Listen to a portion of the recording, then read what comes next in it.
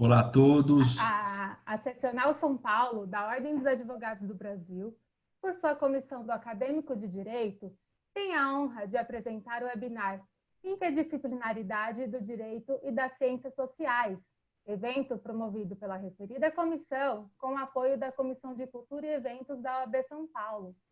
Informamos que este evento compactua com um dos objetivos de desenvolvimento sustentável estabelecido pela ONU, a saber, educação de qualidade.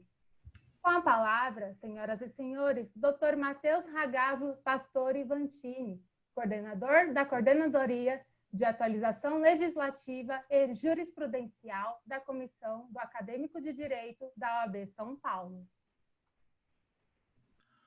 Olá a todos, sejam muito bem-vindos, é uma satisfação, é um grande prazer tê-los aqui. Nós aqui da Comissão do Acadêmico de Direito trazemos mais um evento para vocês, esperamos que sejam muito proveitosos esses minutos que iremos passar juntos. A gente vai falar da interdisciplinaridade do direito e das ciências sociais. Antes de tudo, eu gostaria de agradecer o apoio de todos aqui, principalmente o apoio dos presentes, com grande satisfação e com grande carinho que a gente recebe os acadêmicos aqui pela OAB. Então, muito obrigado a você que está nos assistindo, porque esse evento é feito para você, tendo o nosso objetivo central. Obrigado também à comissão dos acadêmicos do direito, todo o apoio, a coordenadoria. Agradeço a doutora Alessandra, que divide o comando dessa comissão comigo e hoje não pôde estar presente. Agradeço também a Secretaria de Cultura e Eventos, as senhoras Fabiana, Sandra e Danila, que estão nos acompanhando e dando toda a instrução nesse momento. Agradeço a doutora Adriana Cecílio, presidente da Comissão do Acadêmico do Direito, que infelizmente também não se faz presente, mas na presença da qual também, de pronto, já agradeço a presença de todos os participantes. E, por fim, agradeço ao doutor Caio Augusto, presidente do OAB do Estado de São Paulo.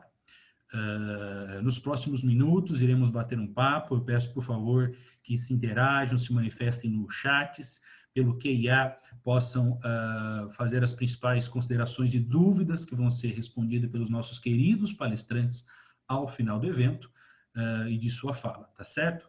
Então, para dar andamento, para fazer uma breve apresentação, temos aqui o Dr. Cauê Ferreira Teixeira. Ele é professor, sociólogo formado pela Unicamp, mestre em educação na linha de políticas públicas pela PUC Campinas e doutorado em educação também, doutorando em educação também pela PUC Campinas, ou seja, seguindo essa área. Então, ele vai abordar um pouco da visão de um sociólogo, de alguém que está literalmente dentro das ciências sociais. Além disso, eu tenho o Dr. Taítalo Mota, meu querido amigo, um amigo de longa data, também é professor de Direito Penal e Processo Penal, pós-graduado em Direito Penal e Processo Penal pela Escola Brasileira de Direito, em Direito Processual Civil pela Universidade Estácio de Sá. Além disso, é presidente da Comissão de Ensino Jurídico da OAB do Ceará, da subseção de Iguatu, ao qual eu agradeço a presença. E, por fim, nossa querida Thaís Eduarda Silveira Assunção, ela está aqui como mediadora e como acadêmica de Direito. Ela é uma aluna do curso de Direito, né? Está se graduando, está no 4º semestre, e a gente vai contar com os principais pontos.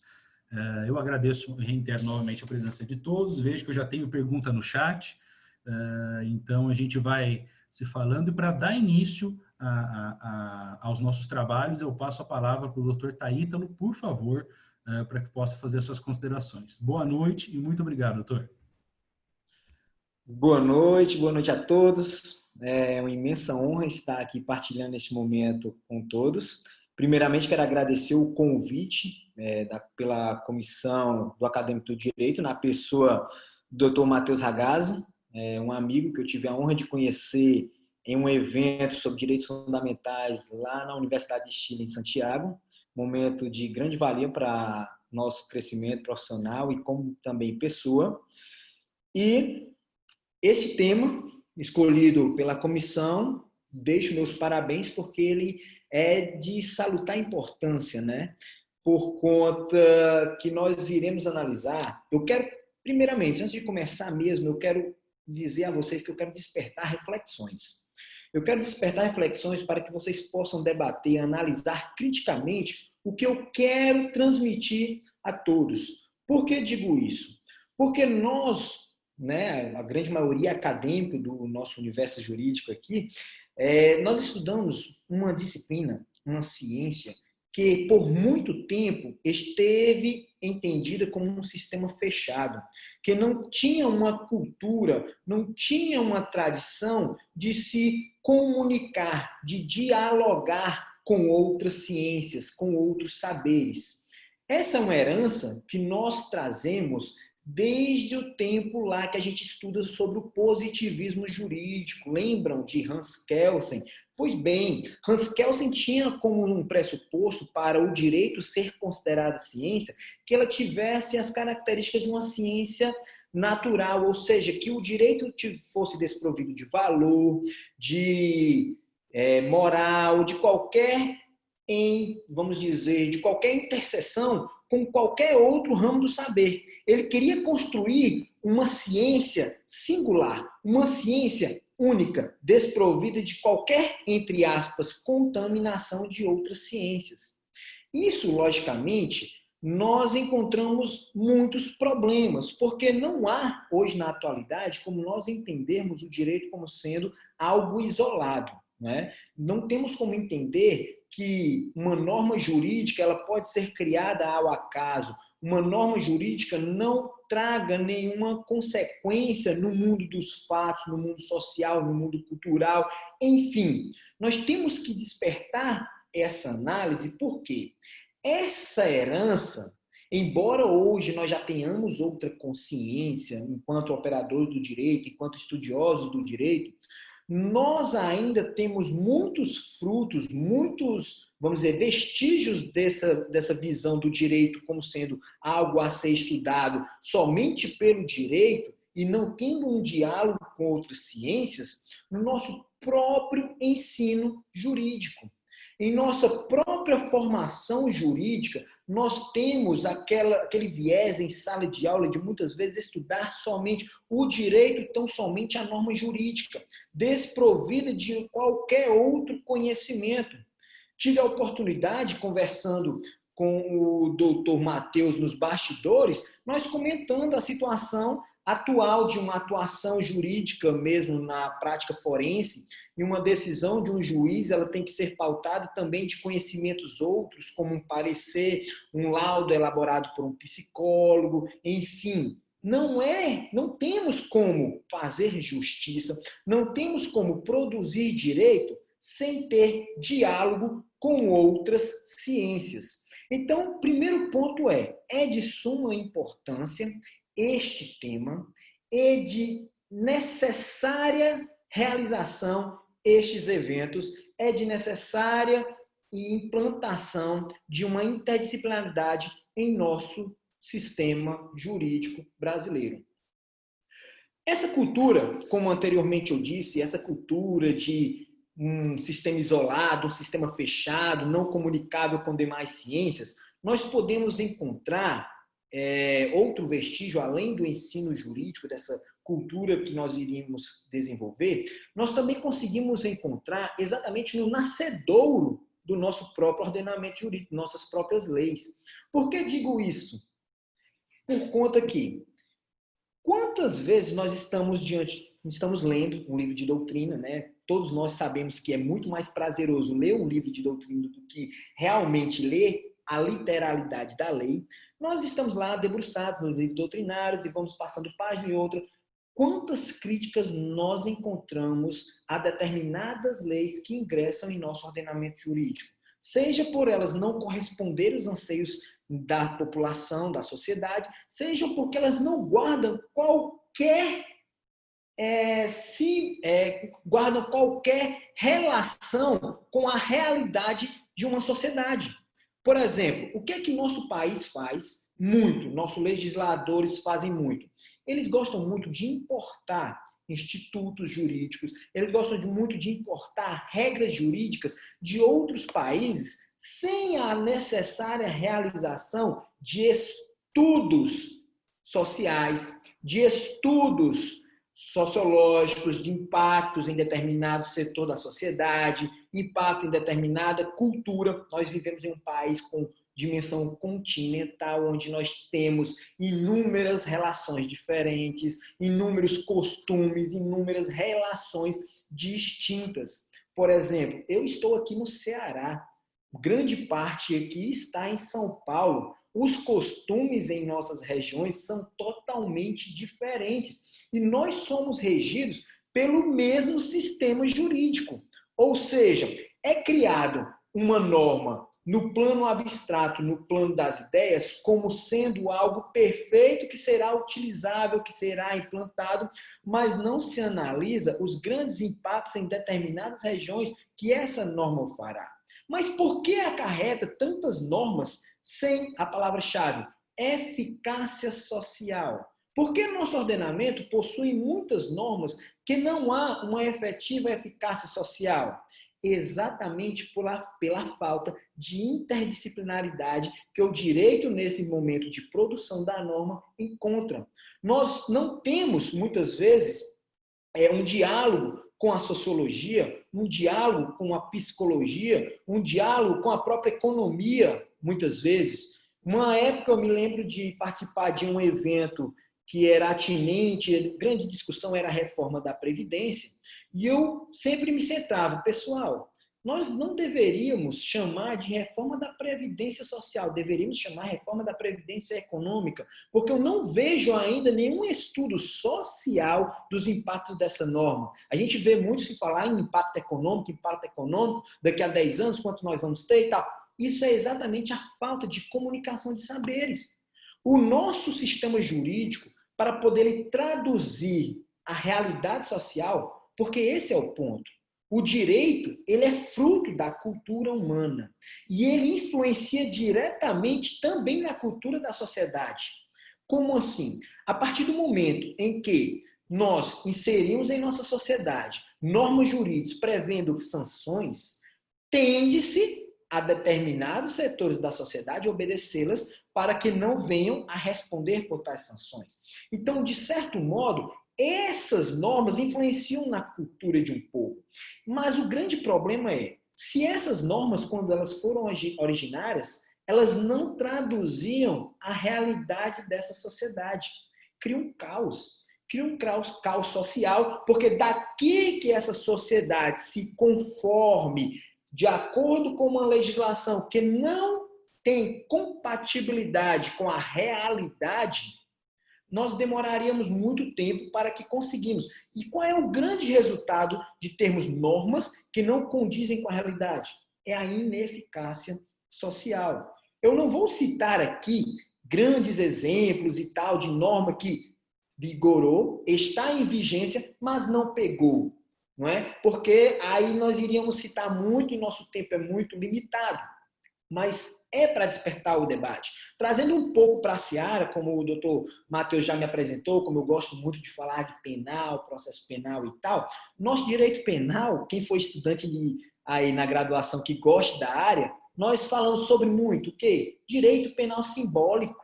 Né? Nós vemos aquele monte de normas jurídicas criminalizando condutas por conta dos anseios sociais, só que não reflete a realidade. Não houve um estudo do impacto, não houve um estudo, que é o mais importante, criminológico do acontecido. Eu gosto muito de, quando falo em interdisciplinaridade, doutor Matheus, eu gosto muito de falar em criminologia. Né? A criminologia é interdisciplinar por excelência. Ela se comunica com a sociologia, com a psicologia, com a geografia criminal, com o direito penal, com o processo penal, enfim. A razão de ser dela é a sua interdisciplinaridade. E o direito não é que ele deva ser como a criminologia, mas o direito ele deve ter sim a sua comunicação, a sua riqueza compartilhada e também absorver o que é de útil nas demais ciências. Não somos, o direito ele não é uma ilha, ele não é algo a ser pensado isoladamente, ele não é um sistema fechado. O que grande parte vamos dizer assim, de barreiras que nós encontramos para esse desenvolvimento, para essa visão de interdisciplinaridade ser difundida, é exatamente uma luta de ego que nós encontramos em grandes estudiosos nas várias variáveis ciências. Por quê? Os grandes tradicionais estudiosos, doutrinadores, e não falo só do direito, em diversas outras ciências também, eles entendem o quê? Que eu fazer esse diálogo com outras ciências, eu estou, por exemplo, trazendo um exemplo para o direito. Um doutrinador do direito poderia pensar, eu vou apequenar o direito, eu vou diminuí-lo enquanto ciência, eu vou diminuir o meu saber. Isso é puro ego. Isso é puro ego. O que o direito tem como missão é o quê? Regular relações humanas, buscando o quê? A pacificação social. E o fruto de um direito de uma sociedade é exatamente o reflexo de justiça que nós queremos. Isso daí é um ponto central que nós temos que ter em mente, porque a depender do tipo de normas que nós produzimos, é exatamente o reflexo de justiça que nós teremos. Por que nós temos muito aquela sensação de que não há justiça? Muitas vezes a gente tem decisões judiciais, mas não sente aquela sensação de justiça acontecendo, né? Por causa disso, por conta dessa nossa cultura que nós criamos de um direito desprovido de conhecimentos outros, de um direito vazio, de um direito, às vezes, estrangeiro, embora vestido de roupagem nacional. É isso o grande problema de nós não termos uma interdisciplinaridade. E eu levanto essa reflexão para vocês, enquanto acadêmicos, outros que estejam aqui como profissionais, muitas vezes de outras áreas dos saberes, vamos sempre levantar esse debate, vamos sempre discutir a importância, não só a importância, mas a necessidade da interdisciplinaridade, não é? Porque muitos são os debates jurídicos, muitos são os projetos de leis, muitos são as questões atinentes de necessária abordagem pelo direito, mas não temos, muitas vezes, a resposta adequada pelo Estado pelas demandas sociais que tanto nós requerimos. Só para você ter noção, doutor Matheus, professor Cauê, como muitas vezes eu vou ensinar o direito, né, a dogmática jurídica para os alunos, eu sempre gosto de iniciar, muitas vezes, traduzindo esse espírito, essa visão que nós já trazemos como herança desde remotos tempos do positivismo. Eu costumo dizer o seguinte: o direito, como ele está hoje, ele é lógico, ele não é justo, ele é lógico, ele tem que manter pelo menos aquela questão de lógica com as normas jurídicas que existem e tudo mais. Mas ele não traduz aquela essência realmente de justiça que nós tanto sonhamos enquanto nós estamos lendo nossas primeiras obras jurídicas, enquanto nós ainda temos aquele viés sonhador de vamos transformar a nossa sociedade e tudo mais. Isso é impossível? Não é. É quase que utópico? Concordo que sim, mas não é impossível. Por quê? Há passos lentos, mas desde que tenham esses passos, nós podemos despertar, sim, uma transformação do que é o nosso direito hoje. Mas que para que nós possamos transformá-lo, nós temos que, sim, absorver conhecimentos outros, absorver conhecimentos que possam traduzir efetivamente em uma norma, ter o máximo de justiça em seu bojo, e não somente o máximo de lógica. Esse é um ponto necessário, esse é um ponto importante que eu quero traduzir. Para concluir, que eu sei que tem uns colegas também que ainda irão falar, eu gosto muito da menção, da tradução do que é o direito por Miguel Reale. Miguel Reale, ele traz uma visão que a gente consegue adaptar exatamente a esse sistema aberto que eu quero traduzir. Ele diz que o direito ele é composto por 3 elementos: fato, valor e norma. Miguel Reale, ele faz uma menção que ele diz que o direito não é só norma, não é só norma, como que Kelsen, não é também só fato, como rezam os marxistas, e também ele não é só valor, como pensam os adeptos do direito natural. Ele é, ao mesmo tempo, norma, fato e valor. Então, ao ponto que nós traduzimos que o direito ele fosse uma ciência perfeita, que não depende de outra mais, nós estamos esvaziando a riqueza do que é a ciência jurídica. Então, desse modo, eu levanto essas indagações, esses pontos, para que a gente haja uma reflexão de enriquecer a nossa ciência jurídica. Pois, através de um bom debate, através de colocações de ideias, e lógico, de contrapontos, porque a riqueza do direito é essa, é as visões distintas, se tudo fosse igual não tinha graça. Então, me despeço nesse ponto, agradeço demais a oportunidade de estar aqui conversando com vocês, peço desculpa se falei bobagem em algum ponto, mas com muita sinceridade, estou muito feliz em estar com vocês nessa noite. Meu muito obrigado. Perfeito, professor. Eu agradeço a sua exposição, a sua fala. Eu acho que foram esclarecedoras. E é necessário justamente esse ponto, né, da compreensão do direito além da questão meramente pontual, meramente conceitual do direito, né? Então, o direito enquanto uma ciência isolada, eu acho que não leva a lugar nenhum, muito pelo contrário, né? Aplicando-se assim, não se faz o direito, né? Então, os pontos da forma da norma, a forma de compreensão, esses estudos são totalmente necessários, né? Como a gente até estava debatendo aqui, a importância de nós, que somos eternos acadêmicos do direito, porque, querendo ou não, a profissão que escolhemos, ao pessoal que nos assiste, a gente sabe que uma mudança legislativa e vai e volta, né? Tanto é que acabei de receber uma notificação da decisão que o Senado vai manter a aplicação imediata da LGPD a partir de amanhã. Então, assim, a Câmara vota de um jeito, o Senado de outro, a gente fica nessa confusão. Então, é interessante a gente ter essa visão, entender como que se dá essa norma, como que ela é formada, né? Agradeço muito, não falou bobagem, muito pelo contrário, foi esclarecedor, alguns pontos necessários e bacanas. E para dar continuidade, e lembrando, pessoal, podem mandar as perguntas, eu vi que teve sugestão de livro, a gente está aqui olhando, né? E fiquem à vontade aí para interagir no chat e para mandar a pergunta pelo QIA, tá bom? A informação de certificados e outras questões mais estão todas no chat, é só dar uma olhadinha. Dando continuidade, eu peço para o professor Cauê, para que ele dê uma visão agora da área mais aplicada às ciências social como um todo, né? Como que a ciência social conversa com o direito, como que ela vê o direito. Então, eu passo a palavra ao Cauê e, desde já, o meu muito obrigado. Bom, boa noite para todo mundo. Primeiramente, eu quero também agradecer ao Matheus pelo convite, à OAB de São Paulo pela organização e pela proposta de uma temática tão importante, né, e tão rica de debate e de aprendizagem para todos nós.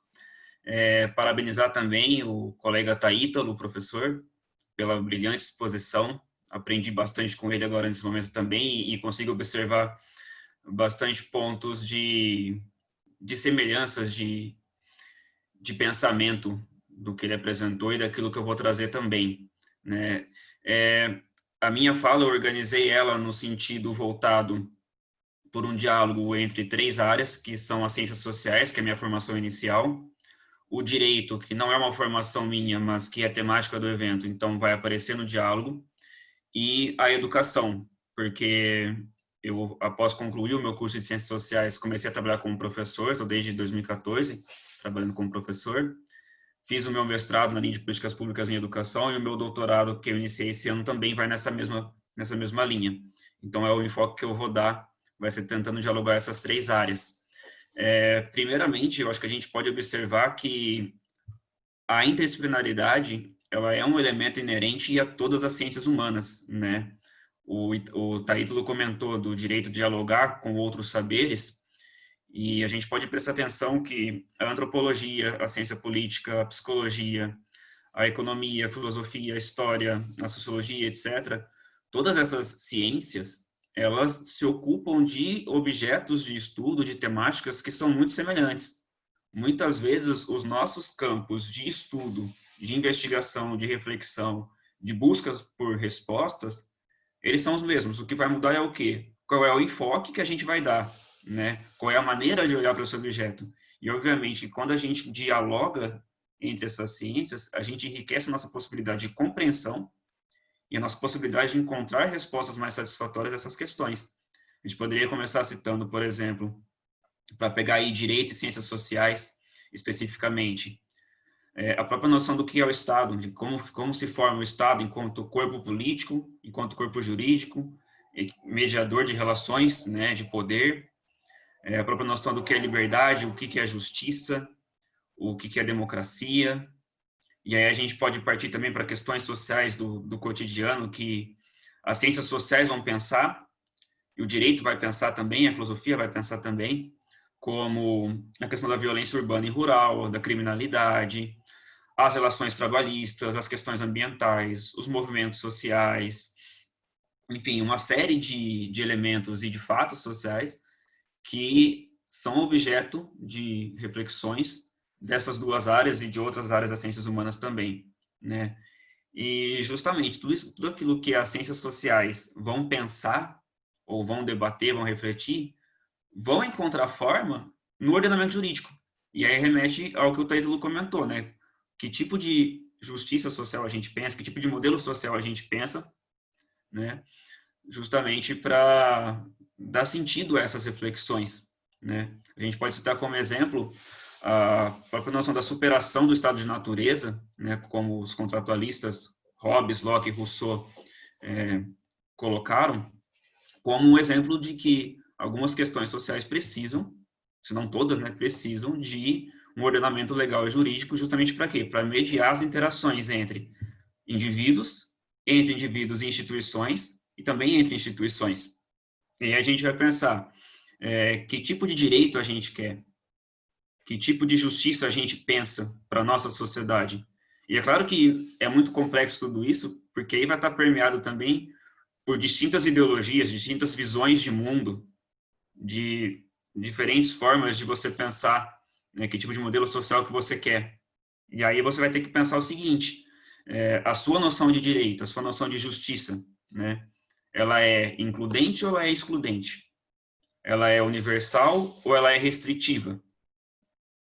Que peso que a gente atribui, né, que peso nós atribuímos à questão, por exemplo, vamos pegar aí o Thomas Marshall, né, dos direitos civis, né, nas nossas liberdades individuais, o direito à vida, a liberdade de expressão, aos direitos sociais, qual é a importância da participação na riqueza coletiva, qual é a importância do acesso a bens e a serviços como a educação, a saúde, ao trabalho, aos direitos políticos, que importância a gente atribui ao direito à participação, à opinião, né, nas tomadas de decisões políticas que vão determinar os rumos da sociedade. Qual é a importância que a gente atribui principalmente à questão dos direitos humanos, né, de reconhecer em cada um a sua dignidade enquanto uma pessoa, enquanto um ser humano. Então, essas questões que eu acho que é importante a gente refletir, que vão determinar que tipo de direito, que tipo de justiça, que tipo de sociedade a gente vai ter. Eu sei que são questões complexas e que a gente poderia caminhar por várias vertentes para pensar sobre elas. Eu pensei em propor essa noite 2 pontos que eu acho fundamentais para a gente refletir, e vou apenas pontuar, né, pelo tempo, que é a questão do que é o fato e a verdade, e a questão da alteridade. O Nietzsche tem uma frase, que sinceramente agora me fugiu exatamente aonde que ele coloca essa frase, mas que ele diz o seguinte, né, o que são os fatos? Não existem fatos, o que existem são interpretações dos fatos. A gente vai refletir isso à luz do relativismo. E por que eu coloco isso? Porque muitas vezes a gente tem uma ideia de que o direito, ele vai se ocupar de um fato e vai tomar decisões baseadas naquilo que é verdadeiro, que é real. Só que, na prática, a gente sabe que não é exatamente assim que acontece. Por quê? Vocês vão se deparar, nós vamos nos deparar, com questões que vão perpassar aquilo que realmente aconteceu. Você vai ter diversas versões do mesmo ocorrido, diversas interpretações do mesmo ocorrido. E aí fica muito complicado a gente querer trabalhar o direito como uma ciência exata, como algo que desperta certezas absolutas. E aí a gente vai caminhar, então, para a questão do relativismo, que é um tema muito caro para a antropologia. A gente poderia citar aí como expoentes, né, o Franz Boas, alemão, o Claude Lévi-Strauss, que vão justamente pensar nessa questão, do ponto de vista da cultura, obviamente, né? Mas aí a gente tem uma outra questão, que seria o seguinte: ok, se não há certezas absolutas, se tudo depende da interpretação, do ponto de vista de quem fala ou de quem vivenciou, a gente pode correr alguns riscos. E aí eu levanto algumas questões. se tudo é cultural, se tudo a gente tem que aceitar como é cultura, é o costume, qual é o limite para isso? Até que ponto um comportamento, uma ação, ela é aceitável ou ela deve ser tolerada porque ela supostamente é cultural, porque ela supostamente faz parte do costume daquela pessoa ou daquele grupo social? Aí a gente caminha um pouco para a questão da alteridade, né? Justamente pelo seguinte, nós como seres humanos, nós somos diferentes, né? Nós temos psicologias diferentes, nós temos subjetividades diferentes, personalidades, nós participamos de culturas diferentes, ainda que no nosso contexto globalizado, essas culturas, elas se comuniquem, se difundem e muitas vezes são ressignificadas, e nós queremos ser respeitados pela nossa diversidade, nós queremos ser respeitados pelos nossos valores. Mas, ao mesmo tempo, nós também temos uma semelhança universal, que é justamente o fato de que todos nós somos seres humanos. Então, eu penso o seguinte, é sempre importante a gente respeitar a diversidade, respeitar os valores de cada um, mas é importante também a gente respeitar e reconhecer que a dignidade humana e o fato de sermos humanos é algo que nos une. Então, a nossa diferença, ela nos distingue e também nos une. A gente só pode pensar o direito à diferença, o direito a ser diferente, se a gente pensar inicialmente o direito a ser semelhante. E aí a gente pode prosseguir especificamente para a questão da alteridade, que é outro ponto muito fundamental, basilar na antropologia, que é de você olhar para o outro com um olhar despido de julgamentos, de você olhar para o outro ser humano, como Gilberto Velho, antropólogo, colocou já, tentando tornar aquilo que é familiar para você exótico e aquilo que é exótico familiar, né? De eu reconhecer no outro, na cultura do outro ou do outro grupo, também é algo que eu devo respeitar, que eu devo tentar compreender, que eu devo conviver. Então, eu acho que esse é o caminho que a gente tem que pensar. E é lógico que é muito complicado, que é difícil, nós como seres humanos temos essa dificuldade muitas vezes dessa convivência, desse respeito, desse reconhecimento da diferença, mas a gente tem alguns caminhos possíveis para permanentemente exercer essas reflexões e permanentemente vigiar nossas práticas e a nossa forma de conviver com o outro, né? Eu gostaria de começar nesse ponto citando um sociólogo alemão chamado Axel Honneth, que ele vai falar sobre a questão da reificação, que é quando a gente começa a tratar o outro não como um ser humano, mas como um objeto, uma coisa. E o que ele coloca é o seguinte: a gente precisa, antes de conhecer o outro, antes de conhecer quem é aquela pessoa ou qual é o contexto que ela está inserida, a gente tem que reconhecer que ele é um ser humano. Eu tenho, então, o primado do reconhecimento. Eu reconheço que ali diante de mim tem um ser humano que tem sentimentos, que tem pensamentos, que tem desejos, que tem opiniões, que devem ser valorizadas, respeitadas, tanto quanto as minhas próprias. Então, eu acho que esse é o caminho que a gente deveria pensar. E, para caminhar para a conclusão, acredito muito, muito piamente que o nosso caminho passa pela educação, né? E aí a gente vai pensar que tipo de educação nós, enquanto sociedade, queremos oferecer para as nossas crianças, para os nossos jovens. Tem um educador holandês que eu gosto bastante, que é contemporâneo, chamado Geert Bista, que em alguns textos recentes dele, ele costuma colocar 3 finalidades para a educação: a subjetividade, ou seja, a formação do sujeito na sua personalidade, né, a formação ética desse sujeito, a qualificação, que vai ser justamente o tipo de saberes, habilidades, competências que essa pessoa vai adquirir, tanto para o exercício profissional quanto para a resolução de problemas do cotidiano, e a socialização, que é justamente como essa pessoa vai aprender a conviver com o outro, com aquele que se parece mais, com aquele com o qual compartilha mais ideias, mas também com aquele que é muito diferente. A gente retoma a questão da prática da alteridade e do reconhecimento da dignidade humana do outro. Por quê? Porque do tipo de educação que a gente oferecer para as crianças, para os adolescentes, vai depender o tipo de modelo social que a gente vai desenvolver, o tipo de normas jurídicas, né, o conceito de justiça que vai imperar em nossa sociedade, e a nossa própria prática, né, de justiça. Então, eu acho que a educação, nesse sentido, ela é muito importante. E eu penso o seguinte, com relação ao ponto da educação. O professor Taítalo colocou a questão sobre esse ensino muito voltado para a norma jurídica e descontextualizado, né?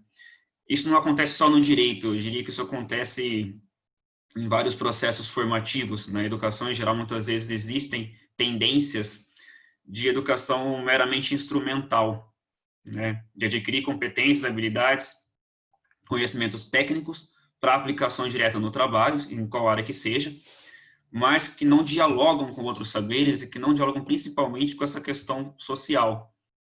E eu entendo que a educação, em nenhum sentido, ela pode ser assim. Ao mesmo tempo, existem outras vertentes de educação que vão focar mais na questão da interação social, do respeito à diversidade, da cultura, que são importantes também, mas que se você foca só nisso e você deixa à margem toda essa gama de conhecimento que ao longo da história foram sendo constituídas pelas ciências, pelas artes, você deixa as pessoas despreparadas. Então, no meu entendimento, a educação que a gente deve propor é uma que dialogue entre os saberes técnicos, conhecimento, habilidade que vai ser aplicado na profissão e a questão da formação do sujeito ético, que saiba interagir com o diferente, que saiba compreender e respeitar a cultura diferente. Então, acho que vai muito nesse sentido. Tem um pedagogo brasileiro que toca muito nesse ponto, que é o José Carlos Libânio, que eu gosto bastante também. E eu acho que a gente vai nessa direção. Caminhando um pouquinho mais agora já para o fechamento, eu acho que a gente pode pensar isso também na própria formação do profissional de direito, né? Já que o nosso tema aqui é o diálogo entre as ciências sociais e o direito.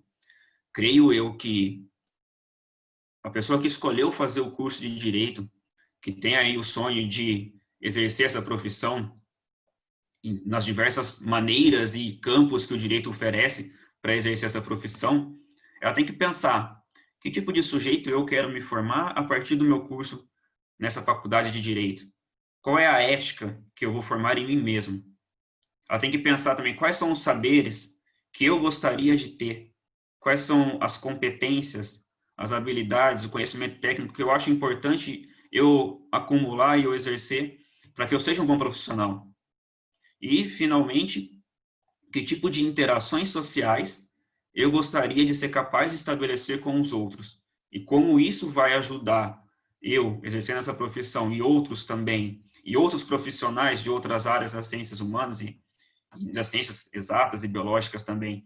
Como a gente pode desenvolver tudo isso em busca do quê? Do equilíbrio, da harmonia social e do bem comum, que, apesar das ideologias diferentes, eu acredito que o bem comum é algo que deve ser buscado por todos, né, por todos nós. Enfim, é isso que eu gostaria de trazer, que eu gostaria de deixar como reflexões, né, focado principalmente nas reflexões a respeito da educação como um todo e da educação na formação do profissional de direito. Eu agradeço novamente o convite e a oportunidade de conversar e de aprender essa noite com vocês. Boa noite a todos. Perfeito, Cauê. Agradeço a sua exposição. Foi salutar, foi complementar. Aqui no chat eu estou vendo muita gente nos parabenizando. Gostaria de agradecer. Então, os dois palestrantes, no sentido de que tem efetivação social da norma, como o João Vitor pontuou e falado pelo professor Taítalo. Outras manifestações apoiando o princípio da interdisciplinaridade, a necessária conversa entre essas áreas do direito. Vendo aqui também pessoal de Santa Maria, Rio Grande do Sul, muito bacana. Vanessa, é interessante isso, até como o doutor Taítalo pontuou, né? O Brasil é um país gigantesco, cada um de um jeito, cada um tem seu costume, cada um tem sua interpretação, e assim como o Cauê complementou, no sentido de que a gente tem que ter essa percepção, né, do que eu quero, qual que é a ideologia, como que isso se dá. Então, acho muito interessante essas pontuações, o que é o fato, o que é verdade, o que cada um contempla. Eu acho que nós, enquanto profissionais do direito, necessitamos fazer essa caminhada. Então, quando vamos falar da guarda de uma criança, regulamentação de visitas, então, até citado inicialmente pelo professor Taítalo, no sentido de que a gente tem a necessidade, sim, de ouvir pedagogos, de ouvir psicólogos, de ouvir professores, de ouvir assistentes sociais, porque nós somos operadores jurídicos, essa é a nossa função. Então, a gente tem que ter essa capacidade de reconhecer essa situação. E o objetivo central é isso, é levar até essa exposição a nós e principalmente aos acadêmicos de direito, que estão se formando, estão analisando, e para que a formação seja feita nesse sentido, porque é muito mais fácil que seja formado um acadêmico de direito já com uma visão interdisciplinar do que um acadêmico eminentemente técnico, que é muito mais fácil aprender a técnica redacional, a técnica jurídica e questões pormenores que vêm com o desenvolvimento da profissão, do que o olhar da interdisciplinariedade, tá? Então, eu acho muito bom, agradeço o pessoal aqui no chat, bombando, a gente está aqui para fazer essa reflexão, trazer essa iniciativa, estou anotando as perguntas, ao final a gente aborda rapidinho, e para dar continuidade à nossa palestrante, a Thaís Eduarda Silveira Assunção, ela é acadêmica de Direito, ela vai falar um pouquinho aí brevemente do que ela entende disso, qual que é a visão do acadêmico de Direito, né? Porque estamos aqui com 2 professores, um da área jurídica, outro da área da sociologia, então a gente vai compreender um pouco do aluno, do graduando de Direito e trazer esse ponto para nós. Muito boa noite, Thaís, a palavra é sua. Boa noite a todos. Cumprimento o professor Cauê, o professor Taítalo e o Matheus, agradeço pela oportunidade de estar aqui hoje. E eu vou falar um pouquinho do que eu achei depois de toda essa exposição que vocês deram para mim. E, assim, eu como acadêmica negra e mulher, como o doutor Cauê falou na fala dele, a gente tem que ver se o direito ele é restritivo, se ele é limitado. E para mim, como mulher negra, ele é exclusivo, né? Porque eu vejo, assim, uma oportunidade, assim, que falta muito para mim como mulher, principalmente pela cor, né? E, posto isso, eu queria fazer uma pergunta, que como acadêmico negro, né? Como a gente consegue lidar com isso, sabendo que a gente é sempre alvo de exclusão no direito, sempre minoria, a psicologia pode ajudar o nosso psicológico a aprender a lidar mais com isso, né? Com a pressão por ser negro e por ser pessoa de cor. Como que a gente consegue ser melhor sem ouvir opiniões dos outros sobre quem a gente é e conseguir seguir essa vida acadêmica firme sem desistir, porque muitos desistem por esses julgamentos, né? Porque somos vistos como incapazes, né? Queria saber de vocês, o que vocês... Perfeito. Agradeço a exposição, Thaís, seja muito bem-vinda. É justamente isso, né? Até a sua presença aqui enquanto acadêmica do direito, o nosso objetivo é dar essa maior amplitude, esse maior acesso, porque com a interdisciplinaridade a gente vem para quebrar barreiras. O direito, querendo ou não, eu creio particularmente, e entrando mais objetivamente na sua resposta mais à frente, ele é dentro das ciências sociais um dos mais arcaicos e mais travados. Se a gente vê ao longo da história do direito, até pela lei de tabelião, olho por olho, dente por dente, as primeiras leis, ou seja, uma coisa, o mesmo órgão acusava, defendia, julgava, sentenciava, aplicava a lei, enfim. Então, a gente tem essa necessidade de ver que o direito, ele demora a se mover, né? Ele é feito pelo legislativo, em sua maioria, com as adequações do executivo e legislativo, né, e até muito polêmico esse ponto do judiciário, muito polêmico esse ponto, mas a gente tem que entender que o direito, ele vem a trazer esse novo parâmetro, e é justamente por esse ponto que a gente tem que se edificar. A prova da ordem, ela não vê cor, ela não vê estado social, ela não vê sexo, ela não vê faculdade, muito pelo contrário. Então, eu acho que, assim, o direito de se indignar-se e o direito de um estudante negro, mesmo não tendo esse lugar de fala, e de pessoas que se sentem em minorias, seja por questões econômicas, sociais ou outras mais, ela tem esse viés necessário. Então, acho que é se manter firme, é entender que o direito ele vem para mudar esse paradigma e justamente nesse sentido. O direito ele dá uma nova oportunidade, o direito dá uma nova visão de vida e acho que é pelo direito que situações como essas, espero que no futuro muito breve, sejam mudadas, tá? Então, acho que é esse ponto que eu passei. Respondi sua pergunta, mais ou menos por aí, Thaís? Sim, respondeu. Perfeito. Dando continuidade no chat ainda, pelo nosso horário, eu vou... muitos parabéns, o pessoal aqui pontuando, bacana, vamos lá. Uma pergunta direcionada para cada um dos nossos palestrantes. Dr. Taítalo, como acadêmico de direito, como eu faço a interdisciplinaridade e ao mesmo tempo estudo para a OAB? Como é o nome do que está perguntando, da pessoa que está perguntando?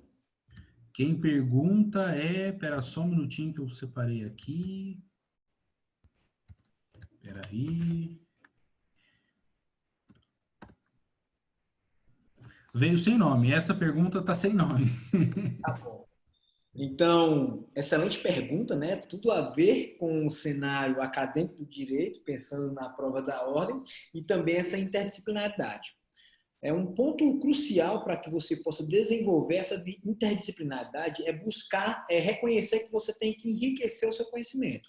E que de forma você consegue enriquecer seu conhecimento, a meu ver?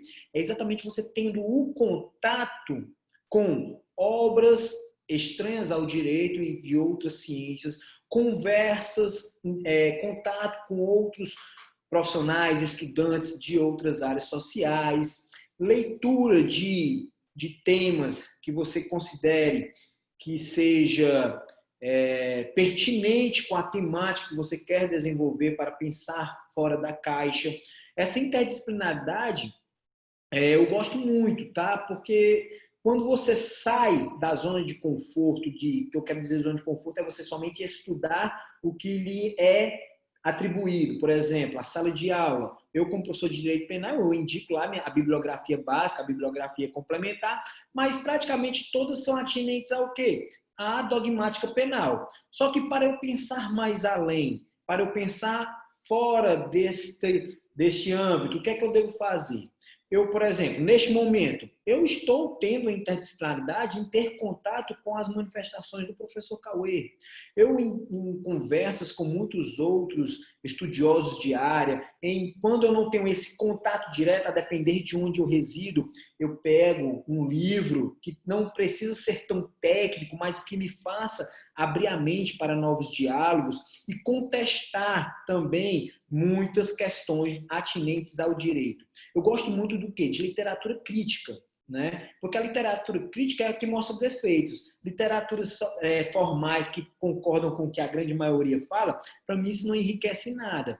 Então, um primeiro passo para buscar essa interdisciplinaridade, a meu ver, é ter contato com o conhecimento, através de obras, através de estudiosos, através de outros estudantes, é aquele velho popular, como a gente fala, trocar figurinhas mesmo. Que legal, por exemplo, um grupo de estudo onde tem um estudante de sociologia, um estudante de economia, um estudante de filosofia, um estudante de direito, e vocês todos têm um grupo de estudo em que se reúnem semanalmente ou quinzenalmente, e hoje com essa plataforma da informação, como nós temos aqui, que esse evento está sendo realizado de maneira remota, hoje isso tudo é muito mais possível, né? O século XXI começou no Brasil a partir de março de 2020, por conta dessa pandemia, né? Nós estamos utilizando a tecnologia. Então, a tecnologia ela pode propiciar isso. E aí, o segundo ponto. E a prova da ordem? Como é que eu consigo conciliar isso? Eu costumo falar o seguinte, quanto à prova da OAB. Pelo menos serviu para mim. Eu fiz uma boa graduação. Não é que eu estive na melhor universidade do país. eu procurei realmente estudar para aprender e não para passar nas provas durante o semestre. Então, o primeiro passo que eu sempre digo para todo estudante, aluno meu, durante a graduação, né, o que é que eu tenho que fazer para passar na OAB? Faça uma boa graduação, porque quando você chegar no penúltimo período que você vai prestar o exame, quando você for ler alguma coisa mais resumida, mais enxuta, é revisão do que você ter que efetivamente aprender. Então, esse é um ponto que eu digo, conciliar o estudo para o exame de ordem é que seja exatamente algo pautado nesse sentido, de que você faça primeiro um bom alicerce e quando estiver próximo, você revisa esse conteúdo. E quanto à interdisciplinaridade, grupo de estudo é algo que te faça ser uma experiência prazerosa. E busque sempre a curiosidade, o porquê das coisas, o porquê isso aí. Poderia melhorar? De que forma? Fala aí sociologia, fala aí psicologia, fala aí economia. É mais ou menos por aí, de um modo bem simplificado de fazer as coisas enquanto num período em que você ainda é um estudante. Perfeito, eu acho que esse ponto central é justamente isso, né? Fazer uma boa faculdade, né? E não entender que são coisas excludentes. A interdisciplinaridade com as questões cobradas em prova de ordem e que, inclusive, está caminhando cada vez mais para isso. Se você pegar os exames de ordem antigos, eu estou falando aí de 2017 para trás, tudo mais, a gente vê definições e pontuações nesse sentido. Eram perguntas mais objetivas, né? Agora a gente vê aí que as perguntas da ordem são aí, em sua maioria, grandes textos e casos concretos para a gente entender a qual se aplica a lei, mas também pontos de interdisciplinariedade. Dando continuidade aqui, agradeço o parabéns de todo mundo, a resposta dos professores. Há uma pergunta aqui mais objetiva, Cauê, só para você pontuar e depois volta aqui para mim para eu dar continuidade nas perguntas.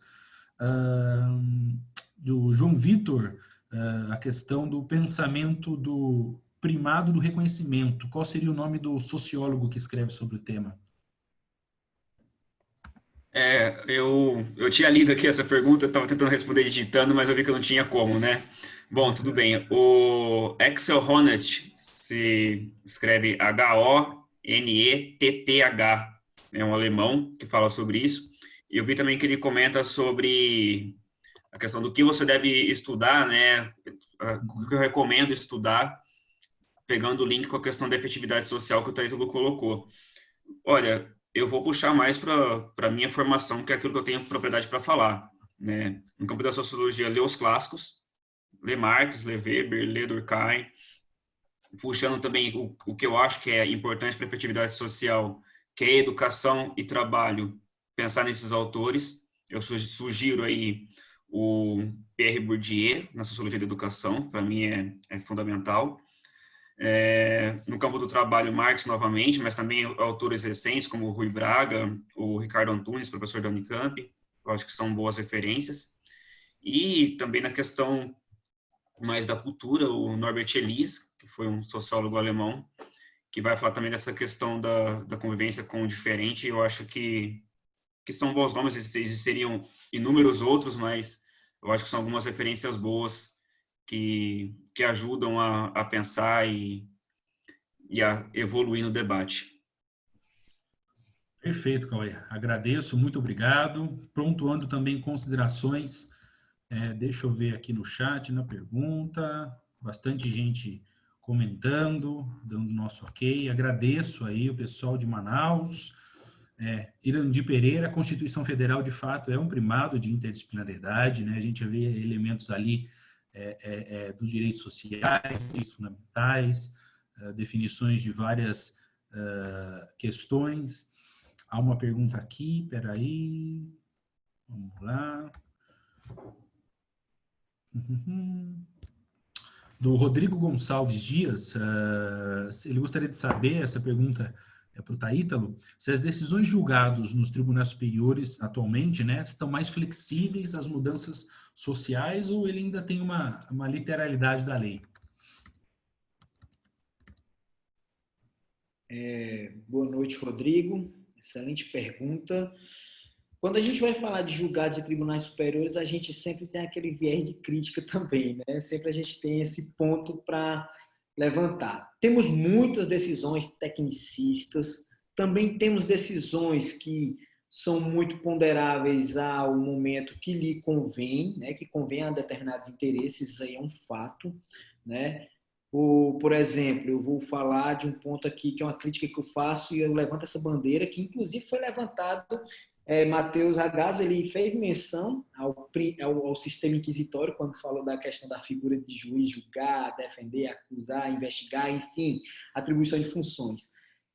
Um exemplo dado, que ainda é um pouco complicado para que a gente possa fazer uma consideração nesse sentido, Rodrigo, se as decisões de julgamentos nos tribunais superiores, nos dias atuais, na minha visão, são mais flexíveis a mudanças sociais. Assim, a mudanças sociais eu vejo sim, eu vejo até mesmo com certo atropelo em alguns pontos e em outros um extremo formalismo. Eu vou dar um exemplo de atropelo, mas que é totalmente ligado à questão social. Naquela decisão, vou tentar lembrar o número, a DPF, eu não sei se era 26, não me recordo bem, que era uma DPF que tratava exatamente sobre a homofobia ser equiparada ao racismo, né? Tecnicamente, presta bem atenção, pessoal, quem estudou penal, os princípios do direito penal e tudo mais sabe. Tecnicamente, o STF, naquele caso, ele fez uma analogia em desfavor ao réu, né? Porque ele incorporou uma figura que não é prevista expressamente como sendo criminosa. Neste fato, ele foi mais flexível aos clamores sociais, em virtude de questão social, do que realmente prezando pela boa técnica jurídica. Não quero dizer que não deva ser criminalizado condutas homofóbicas. Pelo contrário, deve sim. Mas o STF, tecnicamente, juridicamente, ele errou nesse ponto. Então, o que é que a gente vê? Paradigmas. Outras julgados, porque é muito complicado a gente lembrar assim, julgados de imediato, mas um julgado que eu gosto de fazer a grande crítica ao STF para demonstrar que essas questões sociais é muito contestáveis, por exemplo, esse pacote anticrime, né? Eu gosto muito de trazer um pouco da área criminal, por conta que é onde eu me sinto mais confortável de falar. O pacote anticrime, ele traz inúmeras mudanças, né? Mudanças de paradigma de como o judiciário deve ver tanto o infrator como sendo um sujeito que deve ser punido, como também um sujeito de garantias, né? No tocante, onde afetava seus próprios interesses, que era exatamente o sistema acusatório, eles suspenderam essa norma e convalidaram um inquérito que não tinha nem razão de ser, que é o inquérito das fake news.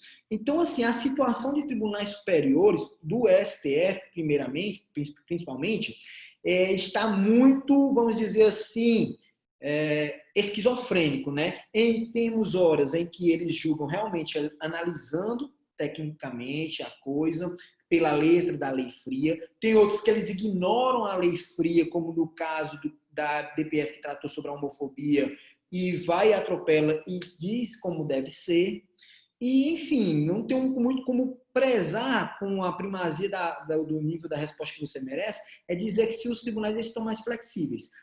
No STJ eu já vejo mais isso. No STJ eu consigo ver mais uma questão social. No STF eu vejo mais assim ainda muitos julgamentos atinentes a interesses. Né? Eu vejo ele fugindo da dogmática jurídica muitas vezes para ponderar interesses próprios do tribunal ou de certos setores. Infelizmente eu vejo isso. No STJ eu vejo mais uma questão mais formada, questão legal, né? Não é que seja mais flexível, mas há um certo grau de flexibilidade no tocante às suas decisões. Para não ficar tão vago, mais ou menos a minha impressão que eu tenho quanto aos julgamentos dos tribunais superiores. Perfeito, doutor. Eu agradeço a posição, a manifestação de vocês. Só para a gente tomar por base, a Marina Braga da Silva citou o professor Ricardo Anta Júnior. Tem um livro justamente, acho que é Espaço, Territórios de Regulamentação, fala da fonte não formal do direito, muito aplicada aqui. Vanderlei Andrade de Paula, ele manifesta a questão da linguagem, isso é muito fundamental, a gente sabe que tem essa linguagem jurídica e, enfim, todos os pontos, então é necessário que o direito se faça aplicado. Tratados internacionais. Outro comentário que eu perdi o nome aqui, até peço desculpa, mas a questão que a interdisciplinaridade está nas diretrizes acadêmicas, ou seja, ela faz parte do currículo da formação em direito, então eu acho isso muito bacana. Deixa eu ver, enfim, o pessoal interagindo aqui bastante elogio, entrando cada vez mais. De fato, crimes sexuais teve grandes mudanças nesse sentido. O conceito de família que a Constituição disse e que, ora, é manifesto, ou seja, essa forma de interpretação da lei. Então, assim, chegando ao final do pensamento, eu creio que a questão do direito, ali abordado como uma ciência isolada, inicialmente trazido pelo doutor professor Taítalo, muito importante em sua complementação, a questão da necessidade da compreensão de que o Brasil ele é muito plural em cultura, em educação, em religião, enfim, na formação do Brasil como um todo, os estados também, a gente tendo como base os Estados Unidos, a gente vê essa dualidade, né? Então, o ponto do fato, da verdade que o Cauê trouxe, eu acho que isso esclarece bastante a situação. Agradeço a opinião de todo mundo, acho que aqui todo mundo está convergindo nesse sentido no chat, bastante gente se manifestando, e eu passo a palavra brevemente, já indo para o encerramento. Hoje o evento foi um pouquinho mais curto, mas a gente agradece. A expedição do certificado é só arrastar para cima, que ali está sendo descrito e vai ser abordada para quem se colocou com o nome inteiro, tá certo? Então, vou passar a palavra inicialmente a Thaís e agradecer a imensa presença dela. Eu acho muito importante a sua pontuação, a questão do lugar de fala e da presença. Depois passar para o Cauê e para o Taítalo para a gente dar encerrado. Eu peço para que vocês sejam breves, e agradeço. Muito obrigado a participação de todos. Pode falar, Thaís.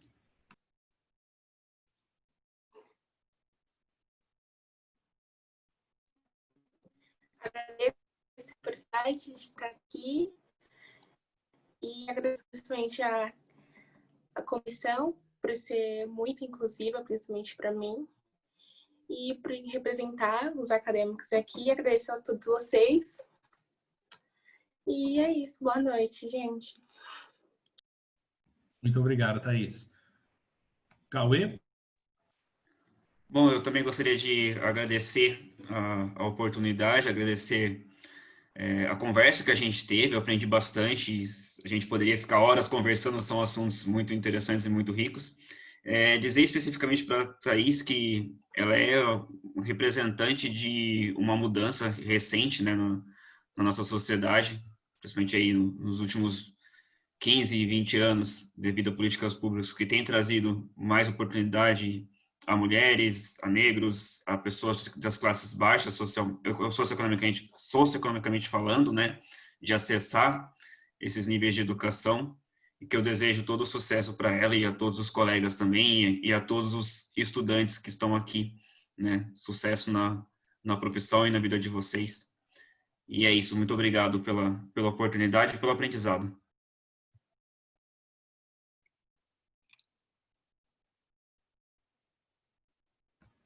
Ítalo, a palavra é toda sua, professor. Só agradecer, né? Nesse momento foi ímpar, né? A gente, Cauê fica sempre reiterando, o professor Cauê sempre fica reiterando que aprendeu bastante. Eu que tive uma aula aqui, com citações de pensadores e tudo mais, eu aprendi bastante. Eu acredito que o doutor Matheus também vai confirmar o que eu disse aqui. Porque eu gosto muito, né, desse trocar de saberes, né? Por conta que a gente evolui. E esse momento foi ímpar. Então, agradecer demais o convite da comissão, através do meu amigo Dr. Matheus Ragazzi, porque foi um momento ímpar, me coloco à disposição de outros momentos, de outros temas, de outros debates, que eu gosto disso, eu gosto da interação, deu para perceber. Obrigado pelas indagações, né, de todos vocês, a participação, porque eu vou ser sincero, eu mesmo me sinto muito mais confortável quando há perguntas e diálogo, essa via de mão dupla, do que quando só eu somente transmitindo. Então, agradeço demais a oportunidade, parabéns, Thaís, por estar aqui representando os acadêmicos de Direito e todos os demais envolvidos, né, que estão aqui, a Danila e a Fabiana também, que estão aqui nos socorrendo em momentos de qualquer situação. Então, meu muito obrigado e boa noite a todos. Obrigado a todos, boa noite. Agradeço em nome da Comissão do Acadêmico de Direito, agradeço em nome do Dr. Caio Augusto, presidente do OAB, agradeço em nome da doutora Adriana Cecílio, presidente desta comissão, uma eterna gratidão a todos, as manifestações no chat, perguntas, a ideia é justamente essa, uma troca e um debate de ideias, tá bom? Eu acho que foi bem esclarecedor a necessidade da interdisciplinariedade, a necessidade da inclusão e do debate da estrutura acadêmica. Eu acho que aqui eu só tenho a agradecer e aprender com todos nessa troca de ideias. Muito obrigado pela presença, Thaís, é muito importante para que você, enquanto acadêmica, esteja aqui e ter esse espaço a todos, tá certo? Muito obrigado ao Dr. Cauê, ao doutor e professor Taítalo, enfim. Então, eu só tenho a agradecer, agradeço à Secretaria de Comissão, assim como a doutor Taítalo falou, a Danila, a Fabiana e a Sandra, se não me engano, que também estavam aqui, e uma ótima palestra a todos. Informações do certificado, o pessoal já está disponível, as informações nas nossas páginas também para acompanhar a CAD. A Thaís foi ali ao longo de todo o evento manifestando e colocando. Então é isso, uma boa noite a todos e o convite está de portas abertas à CAD, tá certo? Muito obrigado.